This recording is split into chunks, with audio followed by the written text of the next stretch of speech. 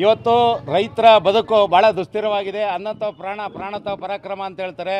ರೈತ ಈ ದೇಶದ ಬೆನ್ನೆಲುಬು ಅಂತ ಹೇಳ್ತಾರೆ. ಆದರೆ ರೈತರ ಬದುಕು ಇವತ್ತು ಮೋರ ಬಟ್ಟೆ ಆಗಿದೆ.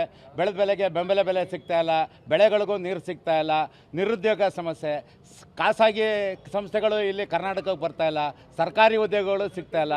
ಕೃಷಿ ನಂಬ್ಕೊಂಡು ಜೀವನ ಮಾಡೋಣ ಅಂತ ಹೇಳಿದ್ರೆ ಯುವಕರಿಗೆ ಇವತ್ತು ರೈತ ಯುವಕರುಗಳಿಗೆ ಹೆಣ್ಣು ಸಿಗ್ತಾ ಇಲ್ಲ. ಇದು ದೊಡ್ಡ ಪಿಡುಗಾಗಿ ಇವತ್ತು ನಿಂತಿದೆ. ಹಾಗಾಗಿ ಸನ್ಮಾನ್ಯ ಸಿದ್ದರಾಮಯ್ಯನವರಲ್ಲಿ ನಾವು ಮನವಿ ಮಾಡ್ತೀವಿ.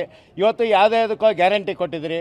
ಶಾದಿ ಭಾಗ್ಯದ ಮಾದರಿನಲ್ಲಿ ರೈತ ಯುವಕರನ್ನ ಯಾರು ಮದುವೆ ಆಯ್ತಾರ ಯುವತಿಯರುಗಳಿಗೆ 5 ಲಕ್ಷ ಪ್ರೋತ್ಸಾಹಧನವನ್ನು ಕೊಡೋದ್ರ ಮುಖಾಂತರ ರೈತ ಕುಲವನ್ನು ಉದ್ಧಾರ ಮಾಡಬೇಕು. ಅವ್ರಿಗೂ ಒಂದು ಗ್ಯಾರಂಟಿ ಕೊಡಬೇಕು, ಬದುಕಿಗೆ ಜೀವನಕ್ಕೆ ಗ್ಯಾರಂಟಿ ಕೊಡಬೇಕು ಅಂತೇಳಿ ಜಿಲ್ಲಾಧಿಕಾರಿಗಳ ಮುಖಾಂತರ ಇವತ್ತು ರಾಜ್ಯ ಸರ್ಕಾರಕ್ಕೆ ಒಂದು ಮನವಿಯನ್ನು ಮಾಡ್ತಾ ಇದ್ದೀವಿ. ಅಣುಕು ಪ್ರದರ್ಶನನೇ ಮಾಡ್ತಾ ಇರೋದು.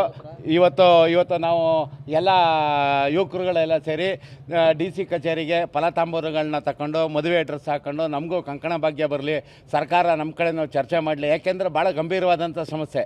ಈಗ ಬದುಕಿದ್ರೆ ಯಾಕೆಂತಂದರೆ ಈಗ ಸರ್ಕಾರಿ ಕೆಲಸನೇ ಕೇಳ್ತಾರೆ, ಇಲ್ಲ ಉದ್ಯೋಗ ಮಾಡೋಕ್ಕೂ ಒಂದು ಆಧಾರ ಇಲ್ಲ, ಬೆಳೆಗಳು ಬೆಳೆಯೋಕ್ಕೂ ಬೆಂಬಲ ಬೆಲೆಗಳಿಲ್ಲ, ನೀರಿಲ್ಲ, ಮತ್ತು ಪ್ರೋತ್ಸಾಹ ಬೆಂಬಲ ಬೆಲೆಗಳಿಲ್ಲ.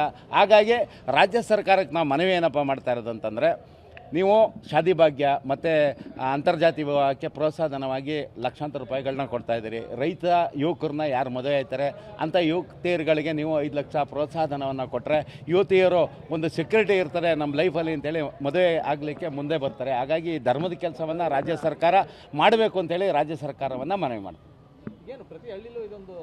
ಯಾಕೆಂದರೆ ಇವತ್ತು ಉತ್ತರ ಕರ್ನಾಟಕ ಆಗಿರ್ಬೋದು, ದಕ್ಷಿಣ ಕರ್ನಾಟಕ, ಕರಾವಳಿ ಕರ್ನಾಟಕ, ಮುಂಬೈ ಕರ್ನಾಟಕ ಅಂತ ತಾರತಮ್ಯ ಇಲ್ಲ. ಇಡೀ ಕರ್ನಾಟಕದಲ್ಲಿ ಯಾವುದೇ ಹಳ್ಳಿಗೆ ಹೋದ್ರೂ 10 ರಿಂದ 15 ಜನ ನಿರುದ್ಯೋಗಿ ರೈತ ಯುವಕರುಗಳು ಇವತ್ತು ಕೃಷಿನ ನಂಬ್ಕೊಂಡು ಬದುಕಿರೋಂಥವ್ರಿಗೆ ಯಾವತ್ತೂ ಕೂಡ ಇದು ಸಿಗ್ತಾ ಇಲ್ಲ, ಹೆಣ್ಣು ಸಿಗ್ತಾ ಇಲ್ಲ. ಹಾಗಾಗಿ ಇದೊಂದು ದೊಡ್ಡ ಪಿಡುಗಾಗಿದೆ. ಈ ಪಿಡುಗಿಗೆ ಒಂದು ಸೂಕ್ತವಾದ ಉತ್ತರವನ್ನು ರಾಜ್ಯ ಸರ್ಕಾರವೇ ಕೊಡಬೇಕು ಅಂತೇಳಿ ಒಂದು ಮನವಿ ಮಾಡ್ತಾರೆ.